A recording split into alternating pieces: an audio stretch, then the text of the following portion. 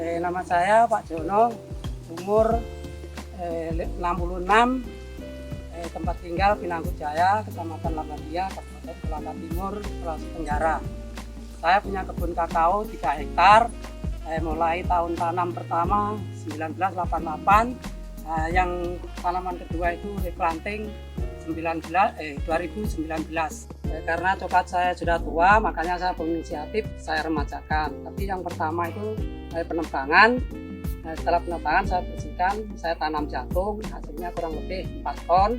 Itu hasilnya bisa untuk menutupi pembersihan lahan yang habis saya tebang kemarin. Yang kedua kalinya saya tanam jagung lagi kurang lebih 2,5 ton. Terus tanam lagi kacang hijau kurang lebih setengah hektar.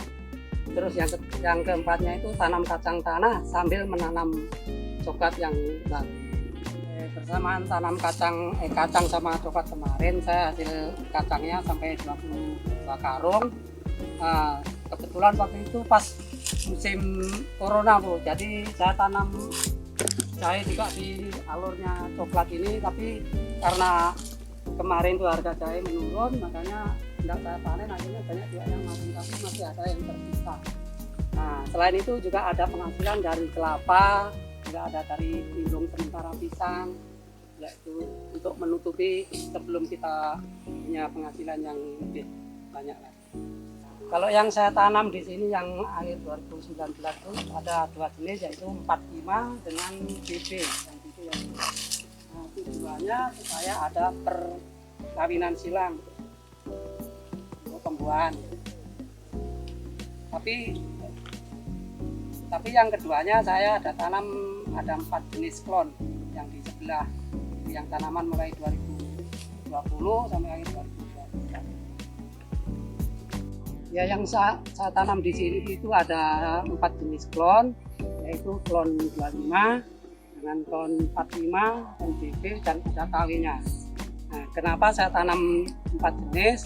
Karena mengingat zaman dulu itu saya tanam coklat lokal itu banyak jenis klon, makanya buahnya banyak. Makanya saya tanam seperti ini supaya hasilnya seperti tahun-tahun yang lalu.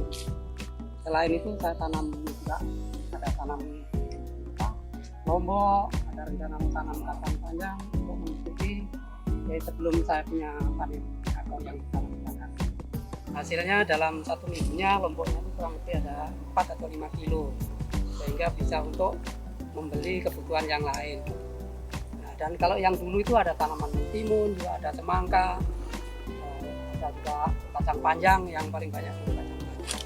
Makanya saya tidak pernah membeli istilahnya uang belanjanya sama ibu, karena ibunya juga ada hasilnya untuk tanaman jangka pendeknya.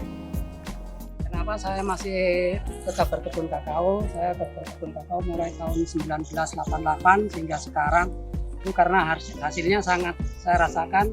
Kenapa saya bisa nyekolahkan anak sampai kuliah.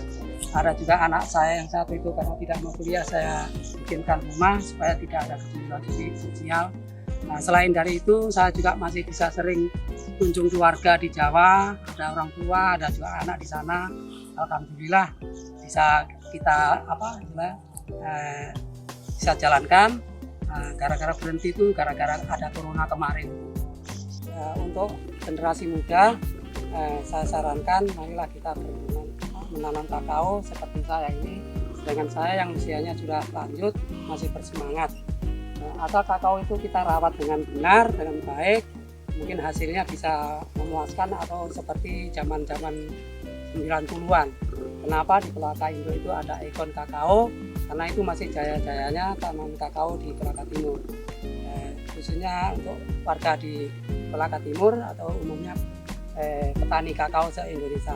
Mari kita menanam kakao dengan cara yang benar supaya hasilnya bisa bagus atau produknya bisa meningkat.